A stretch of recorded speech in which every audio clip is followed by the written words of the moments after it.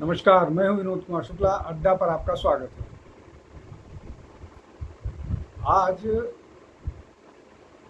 मिल्कीपुर विधानसभा के संभावित समाजवादी पार्टी के दावेदार अजीत प्रसाद के खिलाफ जो है वो अपहरण का मामला दर्ज किया गया।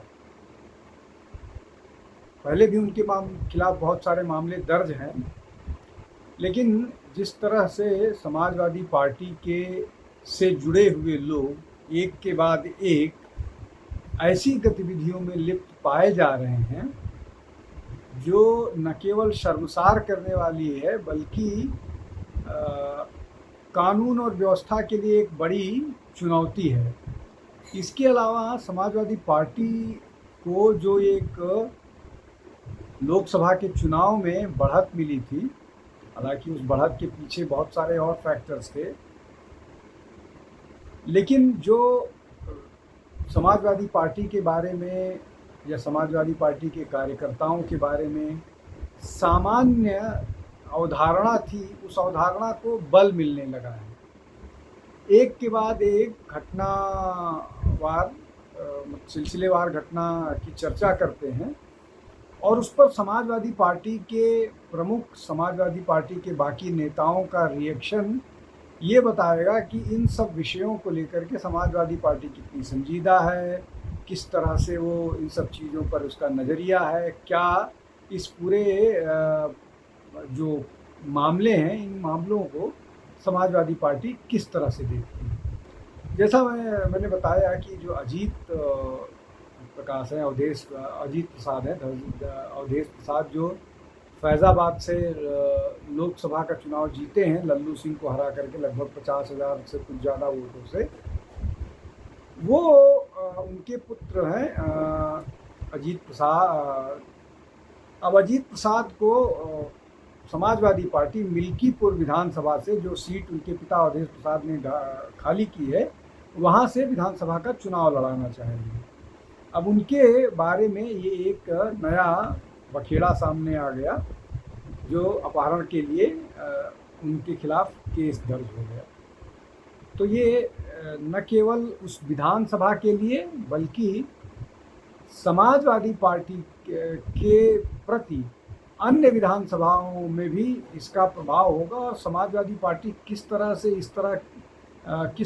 इस तरह के मामलों को हैंडल करती है, उसका जवाब क्या होता है, ये भी समझने की कोशिश करेंगे। इसके अलावा दूसरा मामला जो है वो नवाब सिंह यादव का है। कन्नौज के समाजवादी पार्टी के नेता हैं, जिन्होंने एक नाबालिग लड़की को नौकरी दिलाने के बहाने बुला करके उसके साथ बलात्कार किया, और इस मामले में उस लड़की की अपनी बुआ भी शामिल थी। दोनों गिरफ्तार हुए हैं और ये मामला सामने आया इस तरह का कि जो लड़की की बुआ है, उसके पहले से ही नवाब सिंह यादव के साथ संबंध रहे हैं। हालांकि समाजवादी पार्टी ये दावा करती है कि नवाब सिंह यादव को वो पार्टी से निकाल चुकी है, लेकिन कहानी कुछ और है। अब इसमें एक और मामला जो सबसे ज़्यादा वो है कि डीएनए टेस्ट हुआ इस मामले में, और डीएनए टेस्ट में ये साबित हुआ, जो भी सैंपल लिए गए हैं वो रेप को लेकर के या जो भी वो उसने नवाब सिंह यादव की इस मामले में संलिप्तता को उजागर किया। तीसरा मामला है मोहित खान का। मोहित खान फैज़ाबाद, अयोध्या में रहने वाले समाजवादी पार्टी के एक नेता हैं, जिन्होंने तो हद कर दी कि एक ओबीसी समाज की लड़की को न केवल उसके साथ बलात्कार किया। मामला तब प्रकाश में आया जब वो लड़की 3-4 महीने की गर्भवती हो गई। इसका मतलब ये कि बलात्कार की घटना उस पर उसके साथ लगातार होती रही है और जो लोकल या वहाँ आसपास के लोगों का कहना है, उनका कहना है कि इसमें असली जो है वो इन्वॉल्वमेंट या वो मोहित खान का है। लेकिन मोहित खान चूँकि पैसे वाला व्यक्ति है, उसके पास बहुत सारे संसाधन हैं, तो वो इस मामले में किसी भी तरह से अपने नौकर राजू खान को फंसाना चाह रहा है और राजू खान को इस पूरे मामले के लिए जिम्मेदार ठहरा करके खुद बचने की कोशिश में है। और यहीं से, इसी केस से ये जो डीएनए टेस्ट का मामला शुरू हुआ, जब ये मामला प्रकाश में आया तब समाजवादी पार्टी के जो मुखिया हैं, राष्ट्रीय अध्यक्ष अखिलेश यादव ने ये कहा था कि अगर ये रेप का मामला है और इस रेप में मोहित खान शामिल हैं तो उनका डीएनए टेस्ट कराया जाना चाहिए, जिससे ये साफ हो सके कि उन्होंने इस घटना को अंजाम दिया कि नहीं दिया।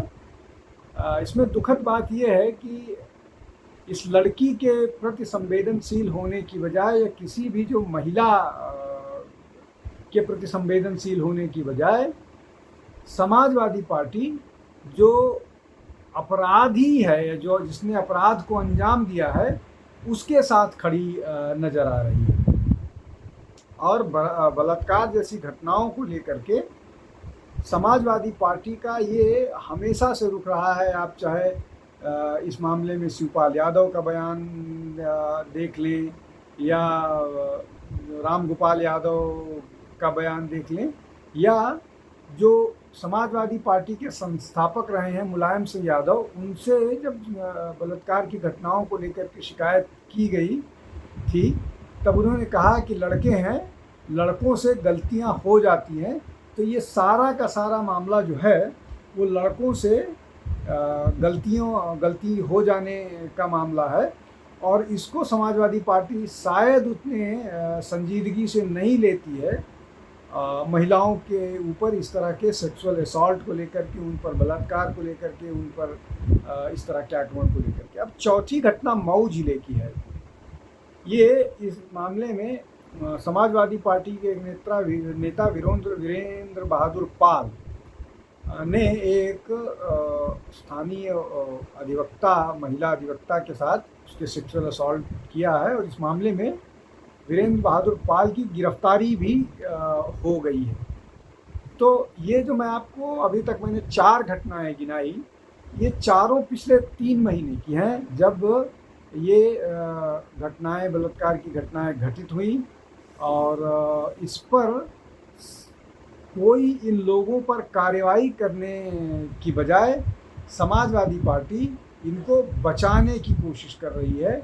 ये इनको बचाया जा रहा है और इन सब में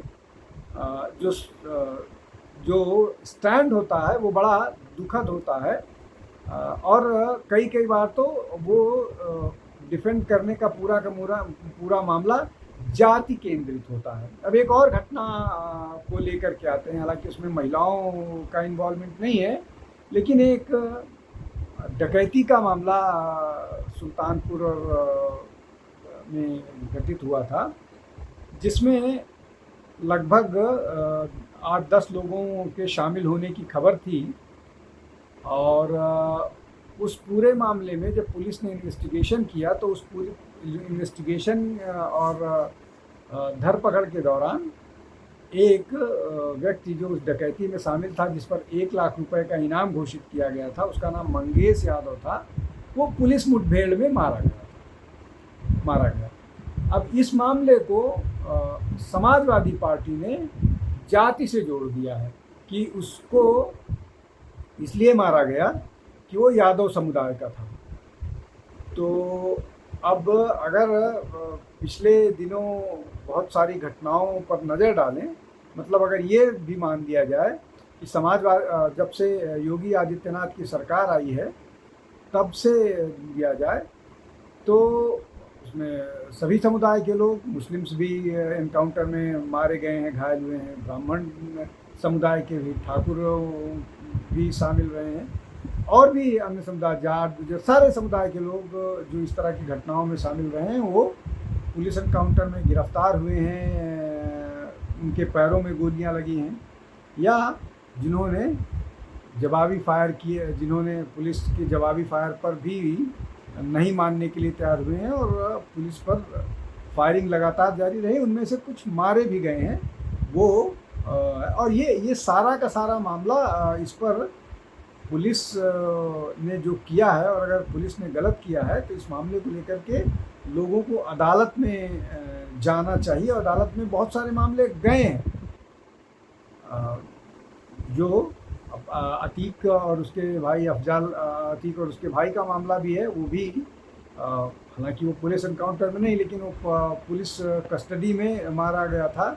अतीक का बेटा पुलिस एनकाउंटर में झांसी में मारा गया था। तो ये इस तरह की घटनाएं ज़रूर हैं। अब एक दूसरा और अजय यादव, जिसको डीएम यादव के नाम से भी जाना जाता है, वो पुलिस मुठभेड़ में उसके दोनों पैर में गोली लगी और उसके बाद गिरफ्तार किया गया है। और ये डकैती वाले मामले में लगभग 8 लोग गिरफ्तार किए गए हैं। और ये अजय यादव, जो एक विनय सिंह करके हैं जिसने सरेंडर कर दिया, उस पर 1.5 लाख का इनाम था। और ये अजय यादव पर भी ये भी इनामी बदमाश था, जिस पर वो। तो ये जो पूरा का पूरा मामला है, अपराध में भी जाति देखने का भी, अपराध में भी जब राजनीतिक संरक्षण, अपराधियों को भी जब राजनीतिक संरक्षण देने की बात आने लगती है, तो ये इसका समाज में असर होता है, बुरा असर होता है। राजनीतिक दृष्टि से आप एक विशेष जाति को, विशेष समुदाय को डिफेंड करने की कोशिश कर सकते हैं। वो किसी भी राजनीतिक दल का वोट बैंक हो सकता है, लेकिन उस वोट बैंक को बचाने के चक्कर में न्याय के साथ या किसी महिला के साथ अत्याचार हो रहा हो, उस अत्याचार को कैसे समर्थन करते हुए आप दिख सकते हैं। और कम से कम ये जो नवाब सिंह यादव का मामला है, मोहित खान का मामला है और वीरेंद्र बहादुर पाल का मामला है, ये तीनों मामले महिलाओं के प्रति किए गए अपराध के मामले हैं। और इन सब को किसी न किसी तरह से समाजवादी पार्टी डिफेंड कर रही है। इसमें जब बात होती है, फिर वो होने लगेगा बीजेपी ने ऐसा किया, कांग्रेस ने ऐसा किया, इसने ऐसा किया, मणिपुर की बात आ जाएगी, फिर बीजेपी पश्चिम बंगाल की बात लेकर के आ जाएगी। लेकिन सीधे तौर पर मसला ये है कि किसी भी स्तर पर इसको डिफेंड नहीं किया जा सकता है कि मोहित खान ने जो किया, या वीरेंद्र बहादुर पाल ने जो किया, या अजीत या जो नवाब सिंह यादव ने किया, ये सब न केवल दुखद हैं बल्कि पीड़ादायक हैं। और समाजवादी पार्टी के बड़े छोटे सभी नेता इन अपराधियों को बचाने की कोशिश कर रहे हैं, इनको डिफेंड कर रहे हैं। अब मामला चूँकि मिल्कीपुर विधानसभा का है और वहाँ से अजीत जो प्रसाद हैं उनको टिकट देने की संभावनाएं हैं, क्योंकि वो दलित समाज से आते हैं और इस तरह की संभावनाएं थी कि वो चुनाव जीत जाएंगे, चुनाव जीत सकते हैं। हालांकि मिल्कीपुर विधानसभा पर भाजपा ने अपना पूरा जोर लगा रखा है, चुनाव जीतने के लिए लगी हुई है, लेकिन चुनाव की भी घोषणा भी नहीं हुई है। चुनाव जब होंगे तब होंगे। लेकिन जिस तरह से ये समाजवादी पार्टी अपनी पार्टी से जुड़े हुए लोगों को क्रिमिनल केसेस में डिफेंड कर रही है, उनका बचाव कर रही है, और इस तरह की बातें करती हैं कि जो न केवल दुखद होता है बल्कि पीड़ादायक भी होता है। और उसमें जब कोई पत्रकार भी प्रश्न करता है तो उस पत्रकार पर भी प्रश्न चिन्ह लगाने की कोशिश की जाती है। ये एक दूसरा विषय हो जाएगा। आज हम इसी विषय पर रुकते हैं कि किस तरह से समाजवादी पार्टी इन लोगों को डिफेंड करने की कोशिश कर रही है। आज के लिए बस इतना ही। आप हमारे साथ जुड़िए, हमारे चैनल को लाइक कीजिए, सब्सक्राइब कीजिए, बेल आइकन को दबा कर रखिए, जिससे कोई भी नया वीडियो आता है तो आप तक पहुँचे। नोटिफिकेशन। आज के लिए बस इतना ही। कल फिर किसी विषय के साथ हाजिर होऊंगा। बहुत बहुत धन्यवाद। नमस्कार।